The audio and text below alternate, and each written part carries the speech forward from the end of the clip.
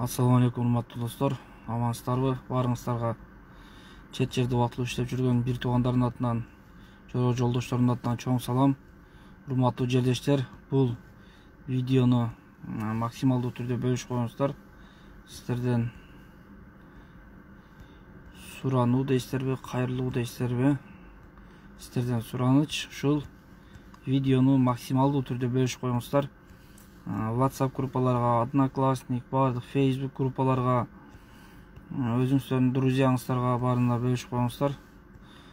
Бул видео кайрылуу бүгүнкү күндө болуп жаткан, Кыргызстанда болуп жаткан шайлоо боюнча мен дагы жаран катары өз ой пикирими калтырып кетүүнү туура көрдүм, урматтуу жердештер. Сиздер дагы өзүңүздөрдүн оюңуздарды комментарийге жазыңыздар, сөзсүз. Сиздер дагы өз оюңуздарды сөзсүз түрдө калтырыңыздар. Бүгүнкү шайлоо боюнча ой пикириңиздерди азыр мен дагы бөлүшүп коеюн. Азыр мен дагы видео обращение темасы боюнча эмне себептен видео обращение болуп атат, ошолор боюнча мен дагы айтып өтөм.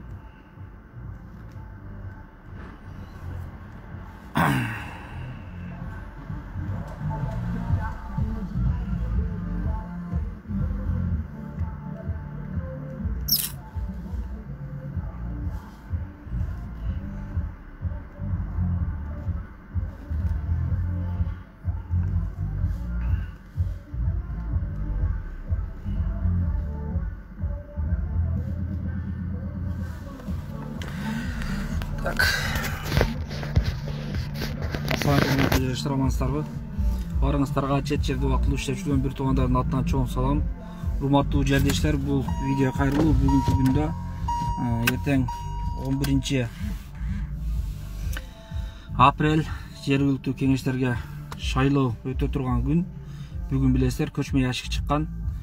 Ошол менен бүгүнкү көчмө яшик боюнча өз ой пикирими билдирип коюуну туура көрдүм. Урматтуу жердештер, барыңыздар билесиздер, 5 октябрда шайлоо болгондо шайлоодон бир күн алдын көчмө яшик чыккан. Ошол күнү биз ушул жерде суранганбыз, көчмө яшик эртең чыгат. 3 март күнү суранганбыз. Эртең 4 март, 3 октябрь күнү, то есть 4 октябрь көчмө яшик чыгат.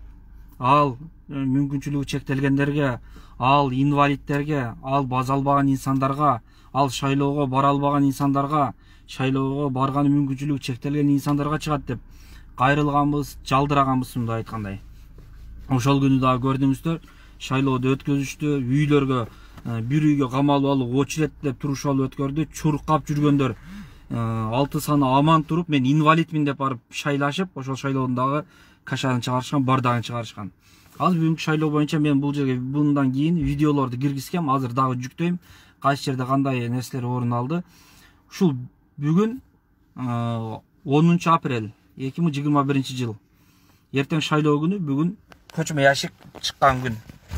Урматтуу достор, урматтуу жердештер, эгер көргөн болсоңуздар, билген болсоңуздар, сиздер дагы чыгарыңыздар, айтыңыздар. Себеби дегенде бүгүн инвалидтерге деп арналган күн, мындай айтканда, инвалид, мүмкүнчүлүгү чектелгендерге, шайлоого бара албай тургандарга бүгүн үйүнө барып шайлоо өтүш керек.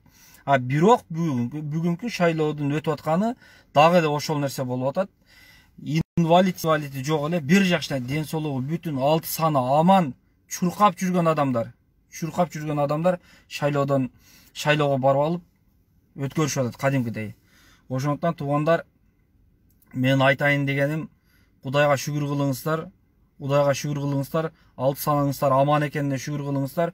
Анан кийин 6 саныңыздар аман туруп, мен инвалидмин деп ал жерге чуркап барып, көрүнгөн партиянын жанагысы болуп, оюн көрсөтпөңүздөр. Кыргызстан тагдырын ушундай биз кайдыгер карап отуруп ушундай бир инсандар ойноп атат. Садыр Жапаров өзү айткан таза шайлоо өткөрүп берем деген, таза шайлоо өтөт деген, Кыргызстан Кудай буйрса шайлоодон кийин андай болот, мындай болот деген. А бүгүн мен бул нерсени айтпайын дедим, бирок бүгүн көрдүңүздөр үйүнө чейин барганда видео тартып алыптыр, өзүнөн айтат. Эже уялбайсызбы? Ушуга чейин жүрдүңүздөр деп айтып атат. Мен азыр видеону жүктөп койгом. Ата журт партиясына деп, ата журтум Кыргызстан партиясына деп кадимкидей акча таратып аткан жеринен видео тартып алгам. Мен азыр жүктөп койдум, азыр мен лентама кирип көрсөңүздөр болот. Аны мен тартпадым, бирок ошол жерде тарткан адамдар бар экен, интернетке чыккан. Мен интернеттеги нерселерди алып киргиздим шайлоо боюнча. Ошондуктан туугандар, Кыргызстанда болуп жаткан нерселерге кайдыгер карабастан ар кимиңиздер өз позицияңыздарды билдирип, жаран катары, адам катары, мен мал эмесмин, бирөө ош деген жака айдап баргыдай. Мен ит эмесмин, бирөө күч-күчтесе барып калгыдай деп, адам катары өзүңүздөр дагы ой жүгүртүп, өзүңүздөр дагы тандап, сиздер бир жөнөкөй нерсени тандап аткан жоксуздар. Барыңыздар Кыргызстандын келечеги чечиле турган нерсе болуп атат. Ошондуктан ойлонуңуздар туугандар. Бул шайлоо жөнөкөй нерсе эмес. Бул шайлоо жөнөкөй нерсе эмес. Баары ойлошу мүмкүн. Мен шайласам эмне болмок эле, шайлабасам эмне болмок эле деп баары айтышы мүмкүн. Көрдүңүздөр эмне болушун. Ошондо Атамбаевдин убагында дагы тургансыздар көпчүлүгү. Мен шайлоого барбасам эмне чечилмек эле деп. Көрдүңүздөр, чечилди. 60 тыйын болгон светти 210 тыйынга көтөрүштү. Ошол депутаттар көтөргөн. Ошо биз акчасын алып тамагын ичип шайлап келген депутаттар көтөргөн. Андан кийин бала атаң пенсиясы бар экен деп баланын пособиясын жок кылгандагы именно ушул депутаттар кылган. Биз акчасын алып тамагын ичип шайлап келген депутаттар кылган. Кече Дача сууда самолет авария болгондо да миллиондогон акчаны жыйнап бергенде бир сом отчетун бербей жеп койгон. Ошол биз акчасын алып шайлап келген депутаттар кылды. Пандемияда миллиондогон акча чогулду, тыйын болуп отур, миллиондогон акча чогулду. Ошондо жеп койгон ушул депутаттар болду. Ошондо отчетту сурабаган ушул депутаттар болду. Ошону дагы жеп кеткенде себеп ушулар болду. Өздөрү каяктагы бир адамды өкмөттүн башчысын алып келишип алып, каяктагы бир адамдарды спикерлик алып келип алып, бардыгын жешип койгон ошолор болду. Биз ошол депутаттарды шайладык го биз. Сиздер ойлоп атасыздар, биз акчасын алып койдук, болду. Биз эч нерсеге жооп бербейбиз. Жок, баарыбыз Кудайдын алдына жооп беребиз. Эртеби кечпи жооп беребиз. Дача сууда авария болгондо канча адам жесир калды, канча адам жетим калды. Ошол же жетим балдар ыйлады ошол жерде. Атасынан ажырап калган, баласынан ажырап калган инсандар ыйлады. Алардын көз жашы бекерден бекер жок жерге төгүлүп кетпейт. Ал нерсени жообу. Бул дүйнөдө болсо акыретте ар бирибизге болот. Биз кайдыгер карап отуруп, акчасын алып, тамагын ичип алып, арагын ичип алып, мен барбасам эмне болот эле деп, мен барганда эмне чечилмек эле деп жүрүп, ушул күнгө келдик. А бүгүн болсо, дагы деле ошолор дагы деле чуркап жүрүшөт. Дагы деле квартираларга толушуп алыптыр. Көрүп атасыңарбы, видеолорун жүктөдүм. Числолордон бери айтып атат. Бүгүн 10-апрель 2020-жыл мына ушундай көрүнүш деп бүт жакта тартып атат. Бир гана бийдик көрбөйт, бир гана укук коргоо органдары көрбөйт. А кечеги да болсо, мен ушул нерсени айтып коеюн. Кечеги да болсо, Тилахмат Куренов деген бала камалганда, ушундай жанагы чыгыптыр. Тилахмат Куренов мынчанчы жылы Бабановго агитатор болуп, ошондо элге акча тараткан деп дагы бир нерсени айтышыптыр. Мына откровенный, мына турат, кадимкидей турат видеолор. Ата журтум Кыргызстан партия ушундай болуп атат, ушундай акчалар таратылып атат деп откровенно чыгып атат. Не бир гана алзакон Тилахматка иштейби. Мен тура, эгер андай болгон болсо, эгер ошондой көрүнүштөр болсо, жазалаш керек. А бирок ушуга чейин кайнап кеткен да анда нерсе. Кайнап кеткен биримдик мекеним Кыргызстан дегендер жайнап атканда буга чейин акчаны кадимгидей алып барып таратып атканда. Азыр бүгүн Садыр Жапаров айткан шайлоодо таза болот деп. Бүгүн эмне болуп атат? Мекенчил деген партияны барбай шайлоодо коюп эмне болуп атат? Бардыгы кетип атат ошол партия менен кошулуп алып. Мейли мекенчил партиясы шайлоого баазын хотя бы өздөрү барбайбы, таза барбайбы өздөрүчү? Өзүңөр барбайсыңар, но мекенчил партиясын айтам, өзүңөр барбайсыңарбы? Баягы эле биримдиктеги мекеним Кыргызстанда бүттүгүн аралаштырып алып кетип атасыңар. Атын эле башканы коюп алып туруп. Уят дейм онда эми. Уят де 6 саның аман, колуң, бутуң мына жерге кой бере атаган болсоң, мына жерге койсо базасың кадимкидей. Кадимкидей базасың. О жерде пенсия туруптур, о жерде пенсия берип, о жерде акча таратып атат десе, чуркап барасың ошол бутуң мененчи. А бирок шайлоого келгенде мен инвалидмин деп барып туруп, инвалид адам үйүнөн чыкпайт. Мындай шайлоого мүмкүнчүлүгү чектелген адам үйүнөн огородунан сырткарыга чыга албайт. Басса чарчап калат, ооруп калат. А шайлоонун яшигин үйгө көтөрүп келип ошол адамга шайлатып алып кетет. А силер бардыгы чуркап базып барып бирөөнүн үйүнө жыйналып алып шайлап атпайсыңарбы? Ошол жерге барат экенсиңер. Андан көрө шайлоо участкасына эртең эле барбайсыңар бир күн туруп. Анан кантип уялбастан алты саның аман, көзүң көрүп атса, оозуң сүйлөп атса, Кудайга шүгүр кылгандын ордуна инвалидмин деп алып бүгүн шайлоого катышып атасыңар да. Урматтуу туугандар, ошондуктан барыңыздарга кайрылып кетерим, барыңыздардан суранып кетерим, кайдыгер карабайлык. Биз кайдыгер карасак, булагулар не кылса кылат. Булар ойлонбойт. Мен ушуга чейин мондой саясаты барбы, башкасы бар, мен кызыкпаганда, кызыгып да көрбөгөм. Мени мисал чыгып аткан бул саясат эмес. Мен жөнөкөй кайдыгер эмес, жаран катары чыгып атам. Себеби дегенде бул парламентте отурган 120 булар кыргыз жарандарын, кыргыз элин өлүмгө кыйган адамдар. Себеби барыңыздар билесиздер, уран кандай зыяндуулугу бар? Уран адамдарды өлтүрүшүн дагы билесиңер, мындай айтканда. Бирок ушул парламент, биз шайлап келген парламент, ушунда акчасын алып, арагын ичип алып, тамагын ичип алып шайлап келген парламент керек болсо былтыр беле 2019 беле мунагы уран бизде уран казылат дегенде ошого дагы макул болушуп, ошондо талкуу кылышып, ызы-чуу кылышып, керек болсо ошону уранды деле казган деле макул болушуп ошол жерде отурган. Эл чыкпаганда уранда казылмаган ошол моментте. Уранды билесиздер, ушул жерде казылса, кайсыл жерге чейин шамалдын нугу кайсы жерге чейин барса, ошол жерге чейин зыяны барат. Мен аны жакшы билем. Себеби дегенде мен Жалал Абад областынын Алал Абад районунанмын. Мындагы бизде Чаткал деген район бар. Ошонун Шаковтар деген шарчасы бар. Ошол жерде мурун уран казылган. Ал жерде азыр кар дагы жаабайт, чөп дагы өспөйт. Боп-боз болуп калган. Ал жерде мурун адамдар чачы түшүп калып, каштары түшүп калып, адамдар майып төрөлүп, ошондойлор көп болгон мурунчу. Азыр мына 120 биз шайлап келдик. Ошого дагы макулдугун беришип отурган ушулар болгон. Же мен жалган айттым. Парламенттен баарыбыз көрдүк ошол жерде талаш болгондо. Эсти жок, анын зыяны жок болду. Ошо биздин мамлекетте Газаус деген башка мамлекеттин инвесторлор болгон. Газаус ошо өздөрүнүн мамлекетинде дагы бар эле ошондой казатган жер. Жок, бизде казыш керек. Себеби дегенде биздин мынагы биз шайлап барган чоңдор, булар акчага оңой алдана тургандар барып калды эле. Бизге кичкене акчаны көрсө эле тобагым анчалык эмес да. Уранды кантип казган адамдарды мен ошол нерсени ачык эле айта алам. Биздин элди өлүмгө кыйгандар деп эле айта алам. Биздин кыргыз элине мындай откровенный эле нападение кылган буларчы, мына депутаттар ачык эле бизди өлүмгө кыйган. Себеби дегенде бул уранды бир жөнөкөй бир башында бир нерсе бар, элди ойлогон, бир өзүн адам катары сескен адам буну эч качан өзүнүн мамлекетинде, тем более бир өзүнүн жеринде бир ачылсын деп эч качан каалабайт дагы, башка да, тем более өзүнүкүндө эмес, башка мамлекетке барып, ага инвесторлук кылган уялат ал адамчы, мындай айтканда. А биздикилер наоборот жок, өзүбүздүн жердегини дагы парламентте канча талкуу болду, дагы айтышып коет, анын зыяны жок экен дейт. Кайсы ой менен айтып ушул нерсени.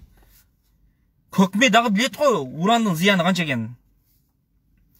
Бирок ошол эле адамдар мен ачык айтам, Садыр Жапаровдун мекенчилик партиясы шайлоого барбаганы менен ата журтум Кыргызстан кетип атат. Ошонун арасында баарына ошол эле арамдарды тыгып алып кетип атат. Мен өткөндө да кайрылгам. Ата журтум Кыргызстан партиясы, силер шайлоого таза баргыла. Но жаштарыңар бар, өзүңөр баргыла, силерге эч ким эчтене жок. Баргыла, бирок деген жер бар. Эч кайсы жанагыда жок, генерал өзү бир партия түзөт деген. Бул ата журтум Кыргызстандын ташийдин партиясы, аны бардыгыбыз билебиз. Бирок мейли түзүп алды, мейли мыйзамдуу ал жагын чынды айтканда уже карашына кереги жок болуп калып түзүп алды. Мейли өзүңөр баргыла деди. Өзүңөр баргыла, жаштар бар араңарда, чоңдор бар, бардыгың өзүңөр баргыла. Мына арамдарды эмне кыласыңар араңарга тыгып алып деди.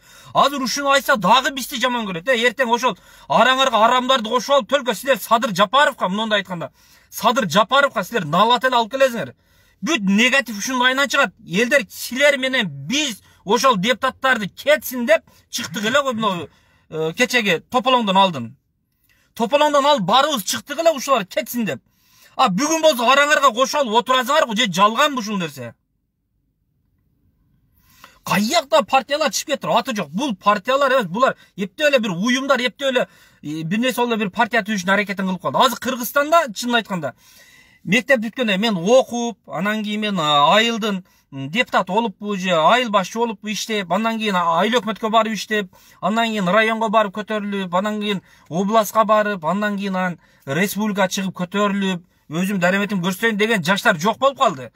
Булар эптеп эле окуй мектеп бүткөндөн кийин эптеп эле бир команда болуп эптеп түзүлүшүп, бир уюм катары түзүлүшүп, ырчызыбы, кудулубу, спортсмениби эптеп эле бир нерсе болуп команда болуп түзүлүшүп, элге кыйкырып чыгып бир жерде базып алуу болуп калды. Биз айтып атабыз, чоңдор кетсин дедик.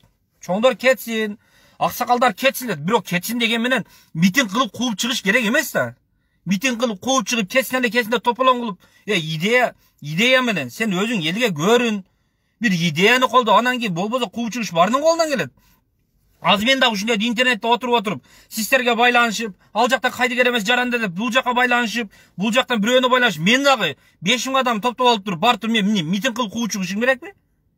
Мен кууп чыккан мен ал жака барганда менин башымда бир нерсе бар, мен мамлекеттик деңгээлде көтөрүп аламбы деген жанагы болуш керек да. Мен мисалы мен ал нерсени кыла албайм. Мен мамлекеттик ишке баратканда мен эптей албайм мындай айтканда. Мен билбейм ал нерсени. Билбейм. Ошондон мага пышырып коюп турбу ошондой нерсеге. Мындай ачык айтканда мага пышырып койгон жок ал жерге. Ар ким адам өзүнүн деңгээлине жараша өзү билген жумушту кылыш керек. А муногу нерсени мен мисалы азыр айтасыңар, сен өзүң айтып атып ушундай саясатка аралашасың. Мен саясатка аралашкан жокмун. Бирок көр адам көрүп турат да, көр адам. Кечегиде үмүт, көзү өтүп кеткен үмүт ушул 120 кетсин, булардын мөөнөтү дагы бүтүп калды. Уже булар Кыргызстанда турган моралдык дагы, мыйзамдык дагы акыл жок. Кетсин деп митингге чыгып каза болду эле. Ушул депутаттарды кетсин, булар Кыргызстанга жарабай калды деп канча адам инвалид болду эле.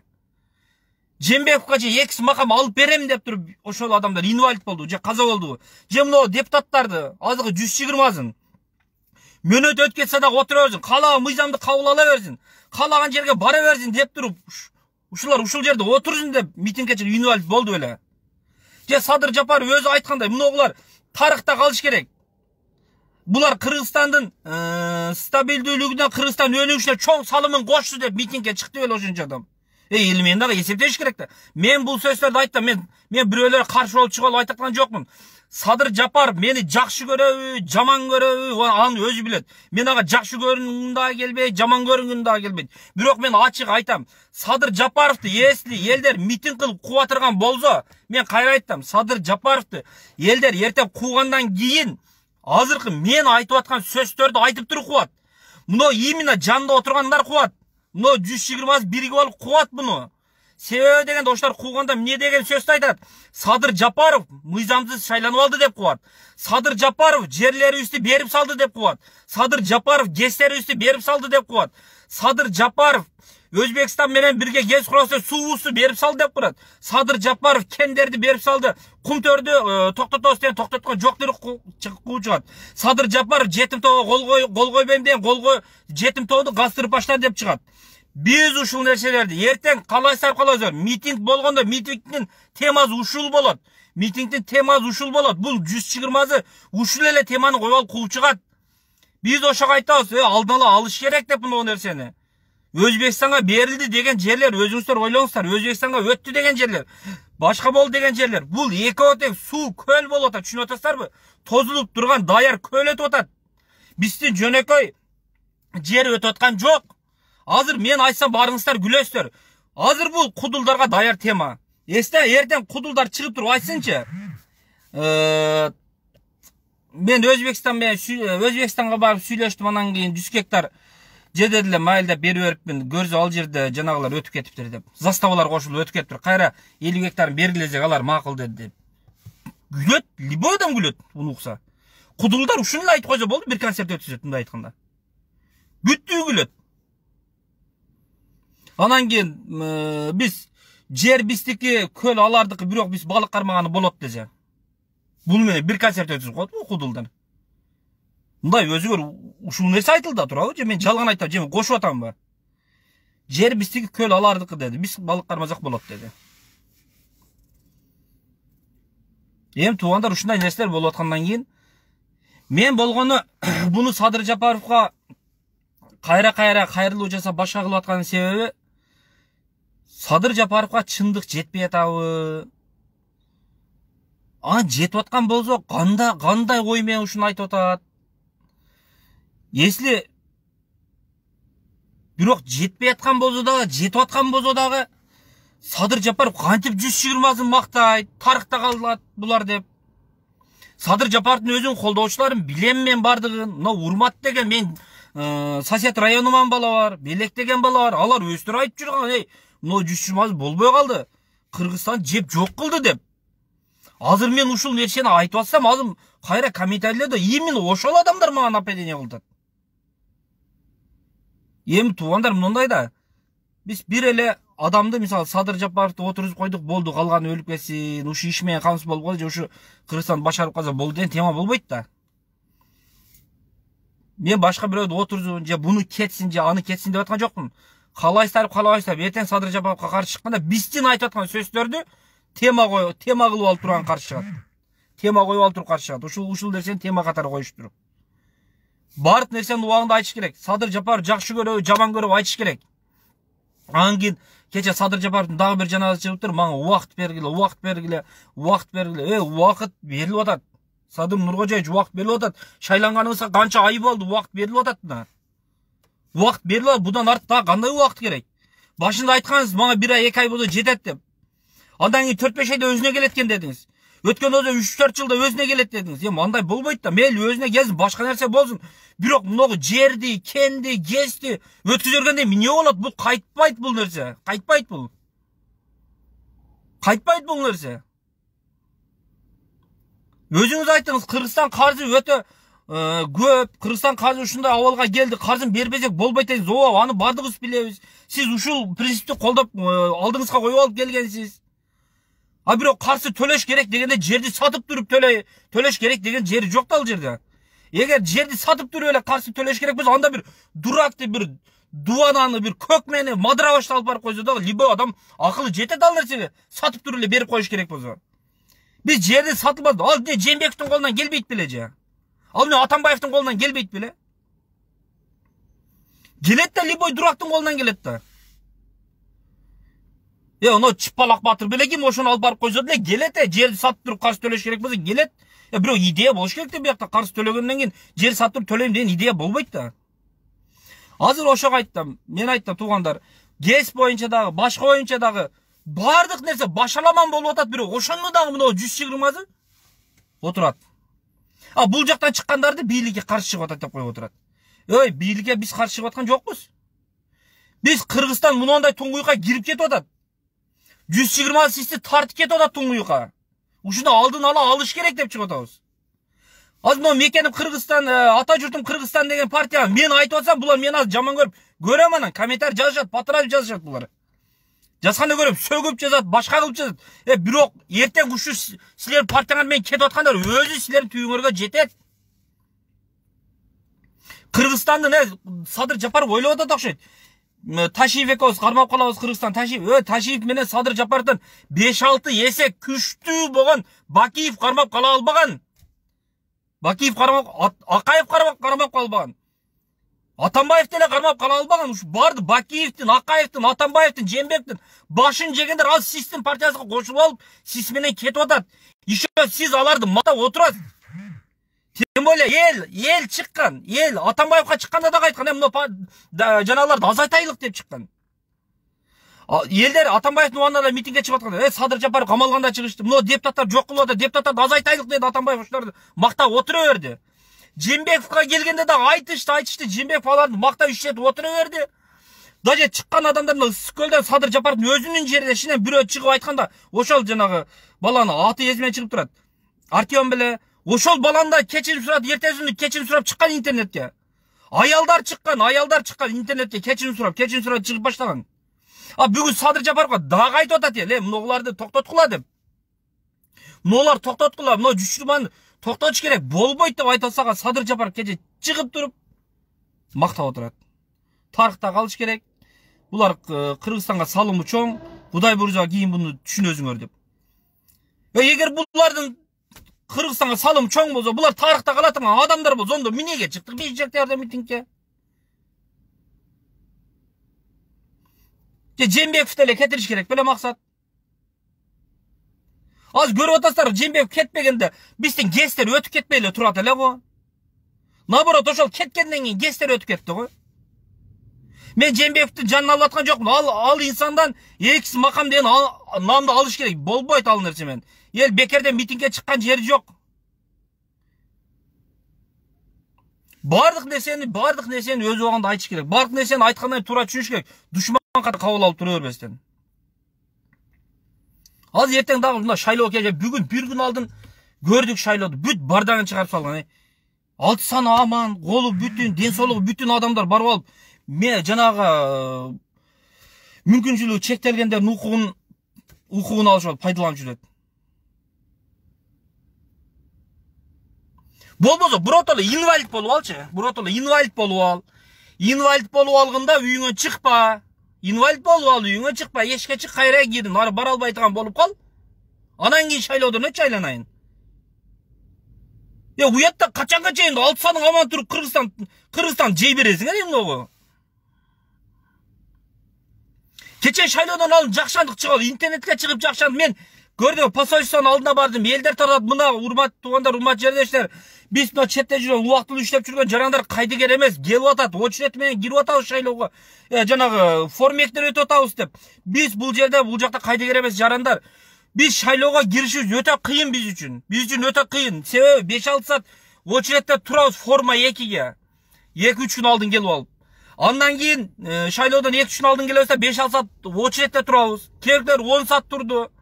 Очередьте туруп эптеп өтүп кетебиз. Биринчи күнү успейт этпегендер эртеси күнү келет. Эптеп ошентип өтөбүз. Шайлоого келип алып дагы турабыз 4-5 саат. Ошентип отуруп болсо да биз шайлоого катышабыз. Сиздер даяр, ачык, эшик ачык кирип туруп шайлап чыкканы келгенде мына жакта өлүп атасыңар Кыргызстанда биротоло. Биз кыйналып келип болсо да шайлоого катышабыз. Биз акча бизге кызыгы жок. Кызыгы жок. Биз акчасын уруп келе ойнойт мына четте жүргөндөрчү. Акчасын уруп ойнойт. Бул четте жүргөндөр бир эле кайдыгерлиги бар. Акчасын кызыктырбайт да, акчасын уруп ойнойт. Болгону шайлоого кайдыгер карап койгон жарандарыбыз бир аз көбүрөөк болуп калып атат. Ол дагы бийликтин өзүнүн жанагысы. Себеби дегенде шайлоого келген адам, мындай айтканда, 5 жылда бир жолу шайлоо болсо, оңой келип, мындай жеңил келип, шайлап кайра кетсе, шайлоого мындай келгени жакшы да. Шайлоодуку жеңил болуш керек. Шайлоо жеңил өтүш керек элгечи. Келип оңой шайлап кетсе жакшы. Бирок ошону дагы мынагы Жээнбековдун убагында көрдүңөр. Кыйнап, форма 2 деди, паланча деди, кезек 2 окошко иштеп аткан эшикте турат, бир 1000дей адам тизилип турат. 500дей адам тизилип турат. 2 окошко ичкериге кирсең жок эч нерсе. Манка жоголчунары өзүңдүн проблемаңды ойлочу дейт. Эмир Абдыразаков, мен ушу баланы кошом туугандар. Туртугузда 1 минут мен ушу баланы кошом.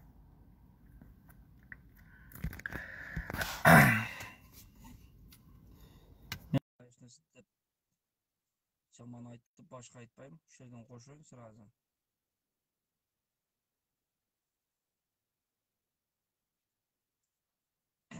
Эмир мырза, алып койсоңуз жакшы болмок.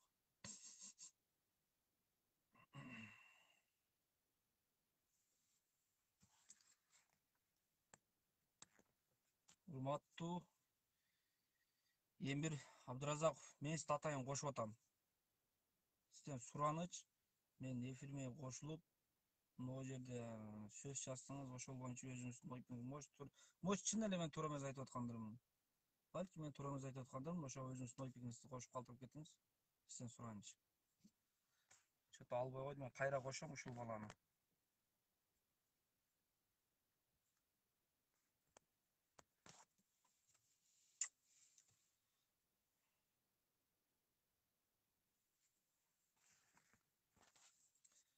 урматтуу достор, урматтуу туугандар, бул видеону бөлүшүп коюңуздар. Максималдуу түрдө бөлүшүп коюңуздар. Мен азыр ким туура эмес айтып атасың же мындай кылып атасың десе кошом. Себеби дегенде, может туура эмес айтып аткандырмын. Может мен туура эмес жолдо кетип аткандырмын. Ошондуктан мен ушул инсандарды кошом. Туура эмес айтты деген баарын кошом, бирин калтырбай кошом. Ошондуктан бөлүшүп коюңуздар бул видеону.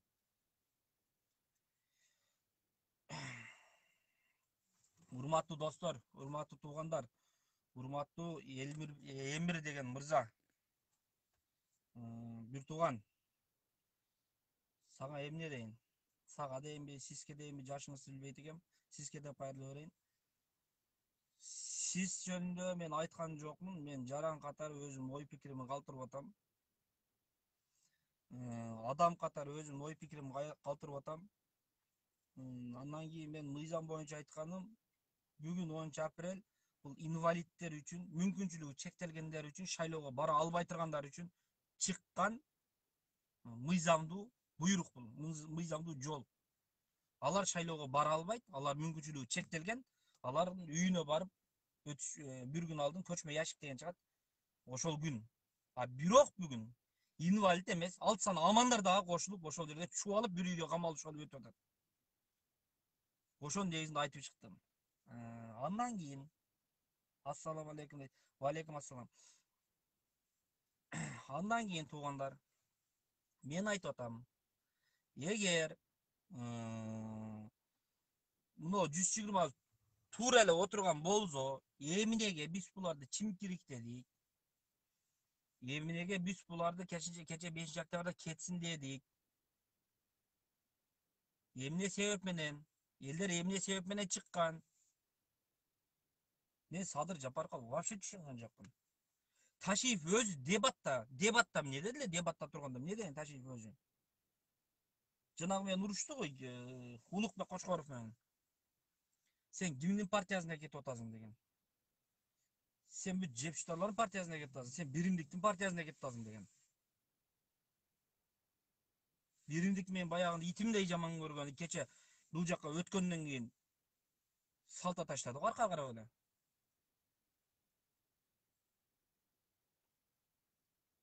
Эми болгону Садыр Жапаров каалайбы, каалабайбы биздин ойду угуш керек. Садыр Жапаров биздин ойду укпаса болбойт. Мен точно ачык айкын айтылам. Себеби эмнеден ушуга чейин саясат ушундай жүрүп келген. Биз азыр айтып талап кылып аткан нерселерди жандагылар мактап, жактап, президентти колдогон болуп отура берет. Эртең кетире турган малы келгенде, именно биз айтып аткан нерселерди темага коюп туруп, жерди саттың, сууду өткүздүң, гез кетти, алтынды талкалаттың, элдерди мыйзамсыз камадың деп туруп, ушуну тема коюшат, ушулар кууп чыгат ушулар. Ушулар кууп чыгат туугандар.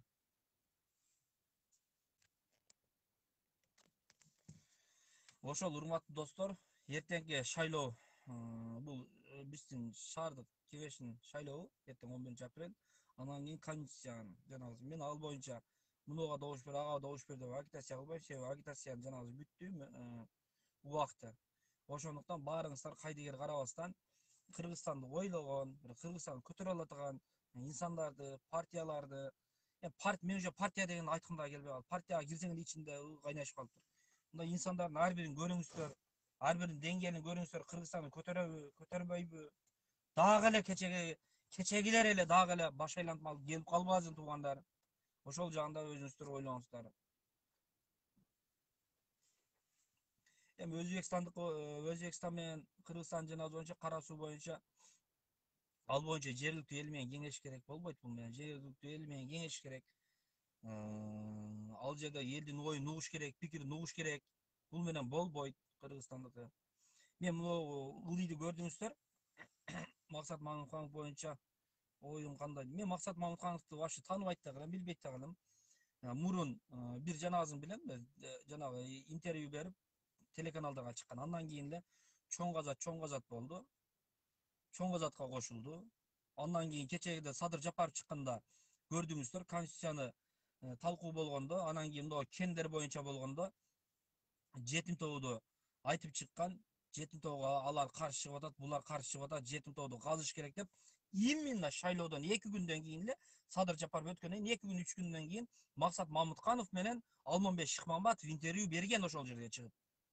Ошол жерге чыгып интервью берген. Жетим тоо андай болуш керек, мындай болуш керек. Садыр Нуркожоевич Кыргызстанды көтөрөм деп мындай болду, мына программалар болду деп Садыр Жапаровду мактап отурган.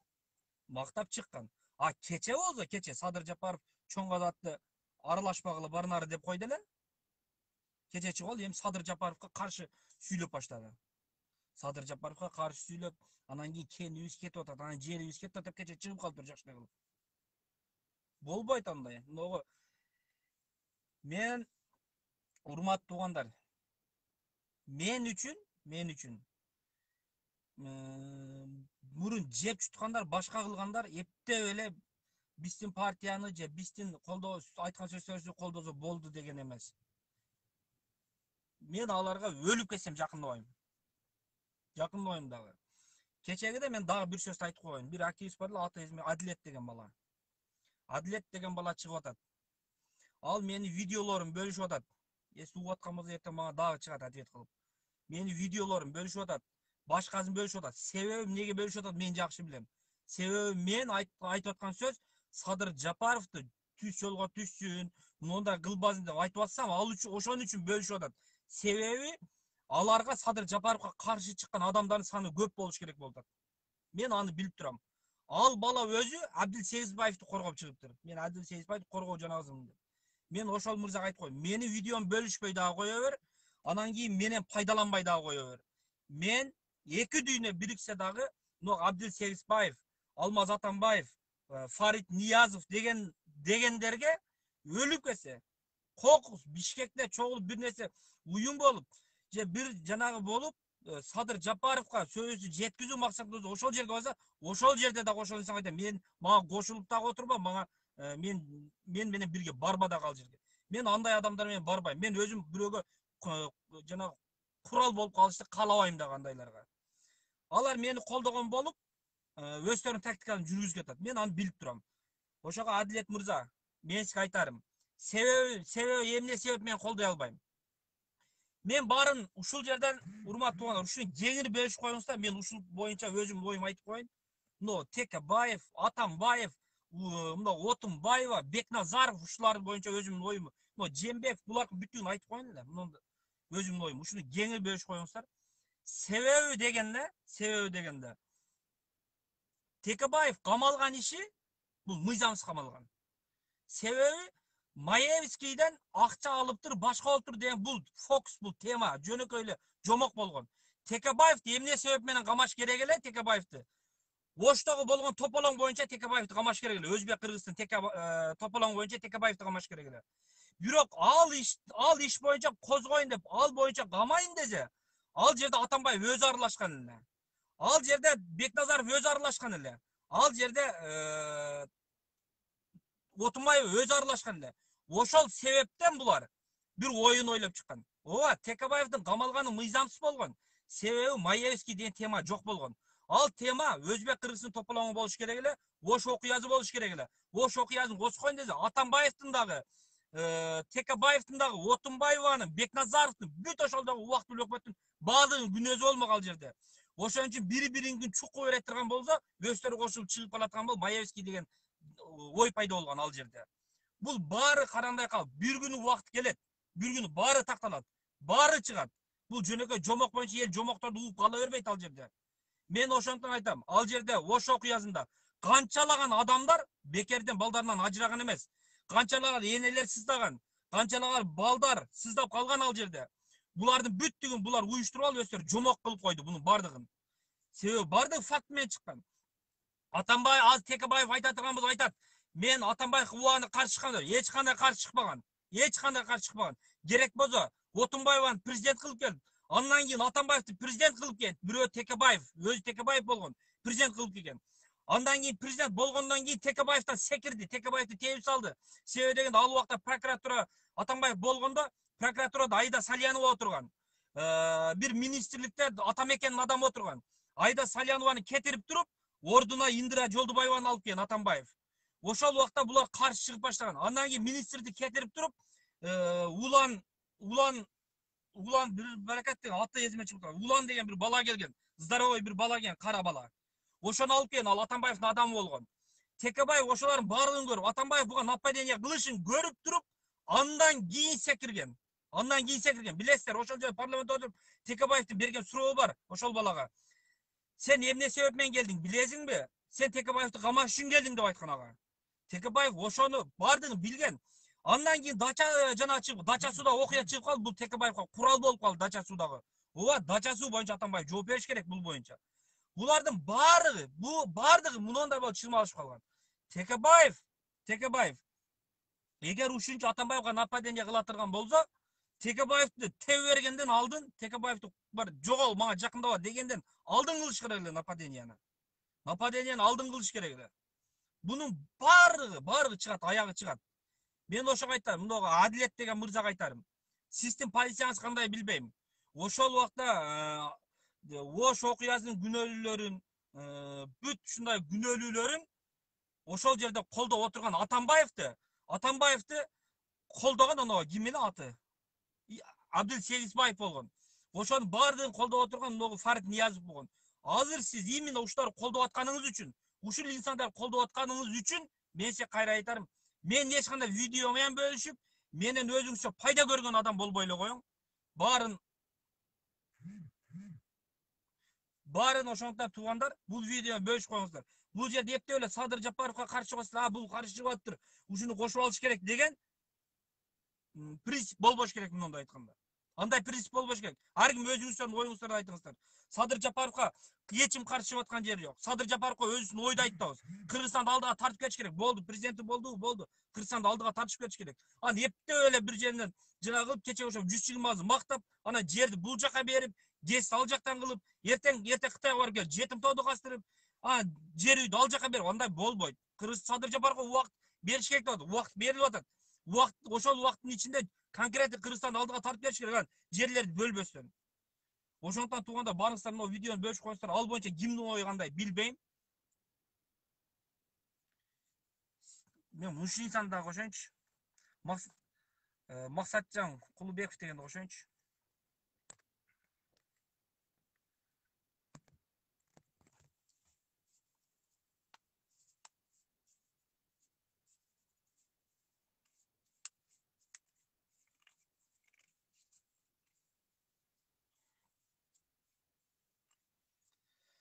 Максатжан Кулубеков, мен сизге жөнөттүм. Кошулуңуз. Өзүнүн ой пикириңизди айтыңыз. Может, мен туура эмес ойлоп аткандырмын, может, мен туура эмес прогноз жүргүзүп аткандырмын. Сиз өзүңүздүн оюңузду айтыңыз.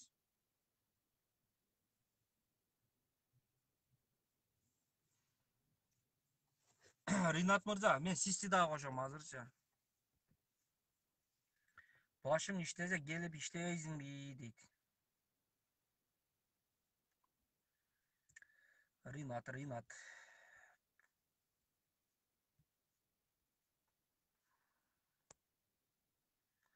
Ринат мырза чыгып кетиптир, ошондуктан кошулбадым. Ринат мырза, башың иштесе келип иштебейсиң деген, бирок мен кандай десем, мен өзүмдүн жанагым жок, жогорку билимдүү эмесмин. Ошондуктан мен ал жерге барганы биздин мыйзам дагы жол бербейт, башка дагы жол бербейт. Еще мен ал нерсени көтөрүп кете албайм. Ошондуктан ал жерге мындай айтканда барганы кызыктар дагы эмесмин. Мен өзүм тиричилигим өзүмө жетет, өзүм жашоом өзүмө жетет. Болгону мен бул жерге чыгып, жиним келип айтып аткан себеби айттым, многу ушуга чейин болуп аткан нерселерди айттым. Мына шайлоодо кайдыгер карабаңыздар деген ойду айттым. Себеби ар ким ар кандай сөздөрдү айтып пайдаланып кетиши мүмкүн. Мына жерде азыр мага жазып аткандар уже ясно болуп калды. Текебаевдин дагы адамы бар, Жээнбековдун дагы адамы бар, Атамбаевдин дагы адамы бар, Садыр Жапаровдун дагы баарынын адамдары бар. Мунун ичинде мына жерде эфирде баардыгы көрүшөт. Көкме, кайсы жерди сатты Садыр Жапаров дейт. Бул балага эмне деп жооп берсем экен? Ушул баланы кошоюнчу мен. Мирлан деген бала өлді, аз бир минутта. Мирлан Баев.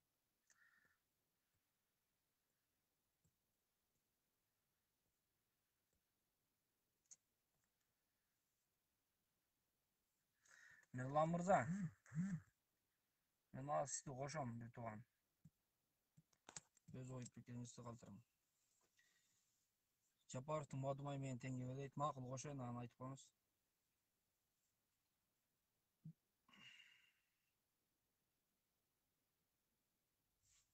Кошулуң. Эмне өчүрүп атасыз? Кошулуң да мына жерге. Мирлан мырза, кошулуң мына жерге.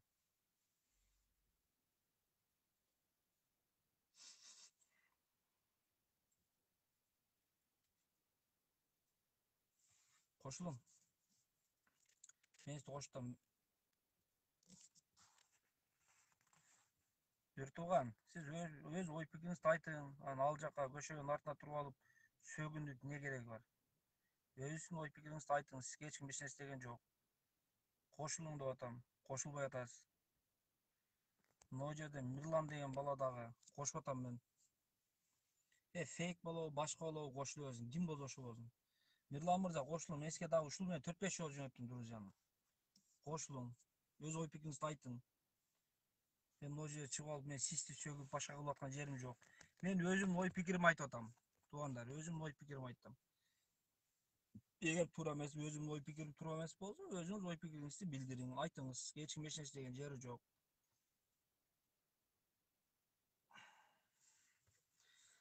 Ринат, Садыр братка асылбаганда иштеп жатканын көрбөй жатасыңбы? Жардам кылып биргеликте Кыргызстанды көтөрбөйлү колуңдан келсе дейт.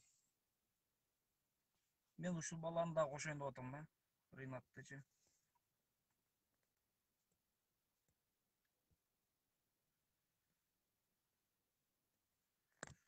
Ринат Осмонкулов, сизге жөнөттүм. Кошулуң. Кошулсаңыз жакшы болмогону бир тууган.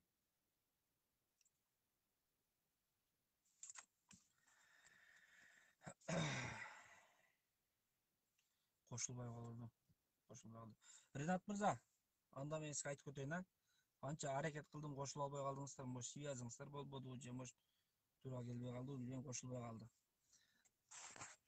Урматтуу туугандар, бул жерде Ринат мырзага айтарым. Ринат мырза, сиздин сөзүңүзгө жооп катары айтам. 120 депутатты мен айтып атам, булар таразын. Булар кетсин, болду. Булар мөөнөтү да өтүп кетти. Кече 5-октябрда адамдар ушулар кетсин деп митингге чыккан деп айтып атам. Эгер ушул менин сөзүм Садыр Жапаровго каршы чыгуу сөз болсо, анда билбейм. Аны өзүңүз жана кылып аласыз. Анан экинчиден, Садыр Жапаровду мыногу 120 жеп бүтөт деп атам. Жеп бүтөт. Азыр биз айтып аткан сөз менен Садыр Жапаров Өзбекстанга жерди берди деп, биздин ГЭСти берди деп, Россия менен ГЭСти Россияга берди деп, жетим тоону Кытайларга жана кылды деп, эртең ушул сөздөрдү мына жандагы 120 биригишип алып айтып туруп Садыр Жапаровду кууп чыгат деп атам. Ошондуктан биз буларга, биз мына 120-на жол бербестен Садыр Жапаровго алдын ала айтып калайлык деп атам. Айтып калайлык. Эртең биз буну айткан менен Садыр Жапаров азыр кылбаса, 120 каршы чыгат. Эгер сиз эркек болсоңуз, адам болсоңуз, мындай айтайын, эркек болсоңуз, адам болсоңуз, Садыр Жапаров кечегиде биз иттен жаман көрүп аткан 120-сын кетсин деп аткан 120-сын чыгып, булар Кыргызстан тарыхына эң чоң салымын кошту. Булар Кыргызстан өнүгүүсүнө чоң салым кошту. Буларды кийин бардыгы элдер бары түшүнөт, билет деп аларды мактап койду. Эгер же мен туура эмес ойлодум, же Садыр Жапаров туура эмес ойлоду, билбейм. Мош Садыр Жапаров туура ойлогондур. Мош Садыр Жапаров туура ойлогондур. Мош ошолор чын эле Кыргызстанды өтө көтөргөндө салымын чоң кошо бергендир. Бирок анда мына кече митингге чыккан 120 депутатты кетсин деп 5-октябрда митингге чыккандар, анда алар маңкурттар экен да, мындай айткандачы. Анда алар эч нерсени түшүнбөйт, чумолор экен да. Мына жерде мени эмне дедиң эле, мени бир нерсе дедиң, кана. Көкме дедиң. Анда ошо чыккандар көк мекен да, мындай айтканда. Сен маңкурт деп атасың меничи. Анда ошо чыккандар маңкурт экен да, андачы. Ошо 120 кетсин деп чыккандар маңкурт экен андачы. Бул не деген сөз, мен түшүнгөн жокмун. Силер өзүңөр дагы чыктыңар эле, 120 кетсин деп. Az bugün alар ketiş gerek. Alар mıyzamda oturat Kırgızistan'da cep büttü bu talkalap büttü bu Kırgızistan'da yemne bolsun dese başı salval inde oturuşat ku. Oşlar ketsin alар mönödü büttü. Bizke jetin çakırıştın parlamentin geliş gerek yer taraf. Moş uşulardan göre kiçiki de olsa da jakşıra gelip kalsa Kırgızistan kötörgөнү ümit bir ümit katarı jetin çakırışın şaylon jarıyalaş gerek. Nolar ketiriş gerek dep айтып атсак азыр биз көкмей деп атасың. Ошондо бирге айттык эле ушул нерселерди. Бирге көтөрүп эле жүрдүк эле мына жерде. Кана Россияда силердин өкүлүңөр бар. Мекенчи партиянын өкүлү Урмат деген бала бар эле мына жерде. Урмат көрсөң айтчы айланай бирге мына жерде турдук эле ушулардын айынан. Шайлоо өттү да өткөндөн кийин биринчи видео кайрылды 4-октябрь күнү кечинде шайлоо бүтпөй туруп эле мен ошол жерде мына Добрынский метронун жанында туруп мен бердим ошол жерде видео кайрылды биринчи. Мыналар болбойт да, Жээнбеков сен шайлооду бардагын чыгарып салдың. Болбосо үкөңү муногу жерге, дозуң муногу жерге деп коюп албайт белең. Мындай шайлоо өткөндөн көрө шайлооду эмне кыласың өткүзүп элдин башына айлантып. Анда ошентип кое албайт белең. Бүт бардагын чыгарып салдың го деп. Мен кайрылуу жасадым эле ошол жерде туруп алып, биринчи кайрылууду. Бирок ушул кетишин өзү эртең шайлоодун кайрылууда ошого алып бардат. Жалган айтат, мына Садыр Жапаровду колдоп аткандар айтыңларчы өзүңөр мындай реально bir адам катары мындай жаран катары, мусулман катары айтыңыздарчы, же мен туура эмес айтам, өзүңөр бирге чыктык, бирге турат элек кой кечээ шайлоодон алдын. Ошо Мекенчил партиясы менен Бүтүн Кыргызстан партиясын бизди кордоп атты эле кечээ Биримдик партиясындагы Мекеним Кыргызстандагылар бизди кордоп шайлоого жакындатпастан керек болсо биздин лидерлер Мекенчил партиясынын лидери менен Бүтүн Кыргызстан партиясынын лидери дебатта деле кор болуп атты эле, ошолорго кор болуп атты эле го. Силер элди ойлоп атасыңар, силерди элди мындай кылып атасыңар деп ошо эки лидер Канчыбек Качиев менен Адыкан Мадмаров ошолар менен күрөшүп калды эле го биргеликте. Ошолорго азылып күрөшүп атты эле го. Бүгүн ушул нерселерди айтып, ошолор кор кылып атты эле го бизди. Ошолор элди кор кылып атты эле го деп мен айтып атам го азыр ошол убакта. Же көзү көр адам көзү көр адам түшүнүп бүттү эле ошол моментте. Кулак кер адам көрүп бүттү эле ошол моментте бардыгын. Азыр ушул нерселерди айтабыз. Ошол адамдар эле кайра кетип атат, ушуну токтотуп калайлык деп алдынан айтып атса, кайра мени жаман көрүп атасыңар го.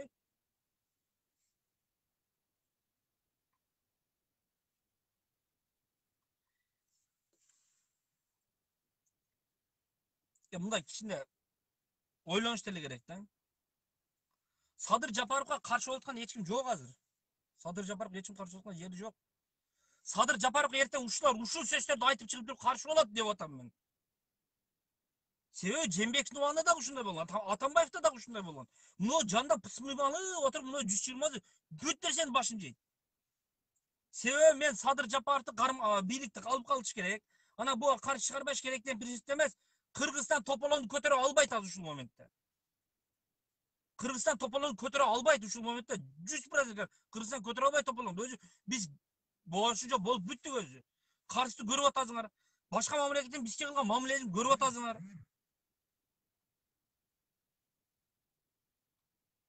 Көтөрө албайт. Будан кийин тополоң болсо болду, көтөрө албайт Кыргызстан. Кичине ойлонуш деле керек багыр.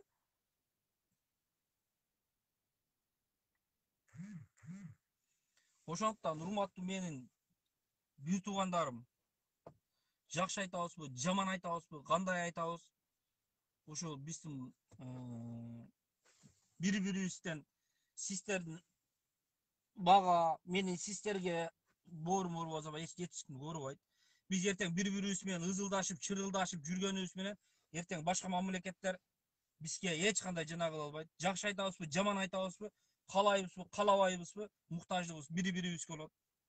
Мына жерге барып алып туруп азыр эки кыргыз урушуп атса, баржаң бирөө Садыр Жапаровду колдоп аткан болсо, бирөө Атамбаевди колдоп аткан болсо, барып туруп бир башка мамлекеттин адамына жардам бербейсиң, айла жок, дагы эле барып ошолорго жардам бересиң. Ошондуктан туугандар мындай туура нерсени туура деп эле кабыл алыш керек. Бул жерде бир нерсе мен ушул атаңа 120 кеткиле дежеди эле Садыр Жапаровго каршы чыгып атат десеңер. Кечеги Айзада деген кыз көрдүңүздөр эмне болгонун. Ал боюнча элдер митингге чыкса, бул жактан бир бала чыгыптыр. Кудайдын буйруганы болот. Не дейт? Кудайдын буйруганы болот. Анын өмүрү ошондой экен, ага эч ким эч нерсе дей албайт дейт. Туугандар, кичине мындай чынаган болуш керек да, Кудайдын буйруганы болот дей бербей. Ооба, Кудайдын буйруганы болот. Кудай деле сенин аракетиңе карап анан кийин буйруйт. Гана үйүңө кирип алып, үй бүлөң менен кир да телевизор көрүп жата берчү, Кудай буйруганы болот деп.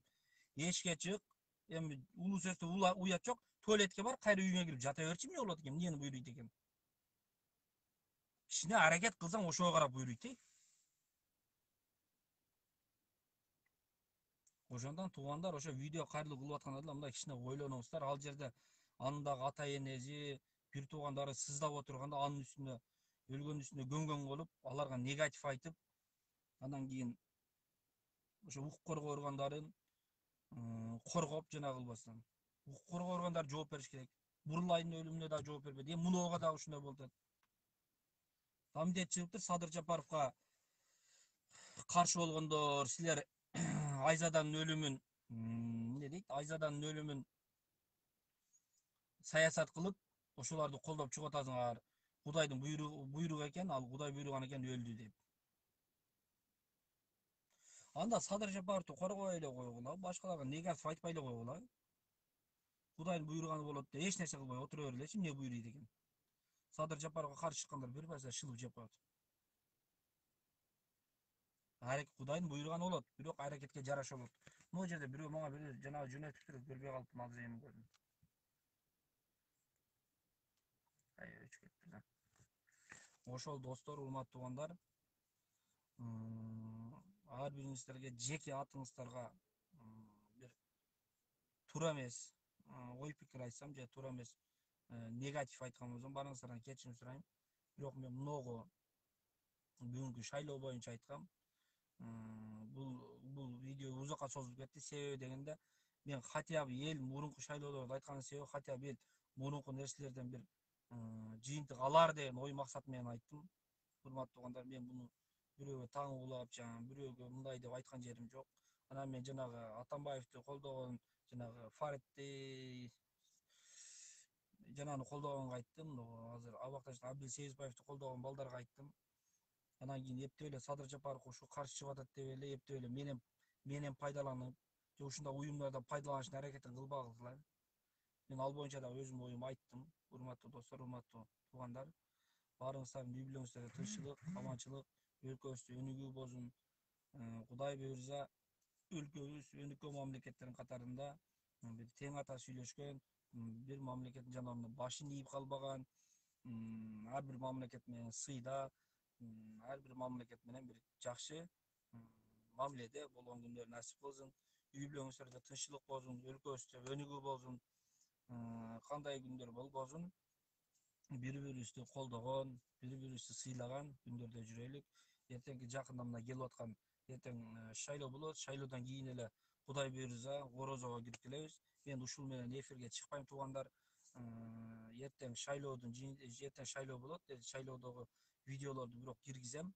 Шайлоо кандай болуп атат, ошол боюнча видеолор киргизdim. Бирок мен киргизгенде далил менен болгон видеолорду гана киргизем. Ошолар киргиздиктен Кудай буйрса ушул менен мен орозодон кийин кирем эфирге. Орозо ичи мен эфирге кирбейм. Баарыңыздардын кармаган орозоңуздар кабыл болсун. Үй бүлөңүздөрдө тынччылык болсун. Ар бир мусулман бир тууган мүмкүнчүлүгү чектелбегендер болсо, орозо кармаган шарттар болгон болсо, баарыңыздар ыйык орозо айларында жакшы сооп иштерди кылыңыздар, жакшы ийгиликтерге жетишиңиздер. Келип жаткан орозо баарыбыздын билип билбей кылган күнөөлөрүбүз болсо, ошолорду кечирилишине себепкер болгон күн. Баарыңыздарды келип жаткан орозо айт майрамыңыздар менен куттуктайм. Бул орозо айт майрамын ооругандарга, орозо айт майрамында ооругандарга шифа берсин. Орозо айт майрамында мүмкүнчүлүгү чектелгендерге сиздер дагы себепкер болуп, жакшы иштерди максат кылып, алдыга коюп, ошол орозо айт ичи көп бир ийгиликтүү сооптарга, ийгиликтүү жакшы иштерге жетишкен баарыбызга насип кылсын. Баарыңыздарга ассаламу алейкум.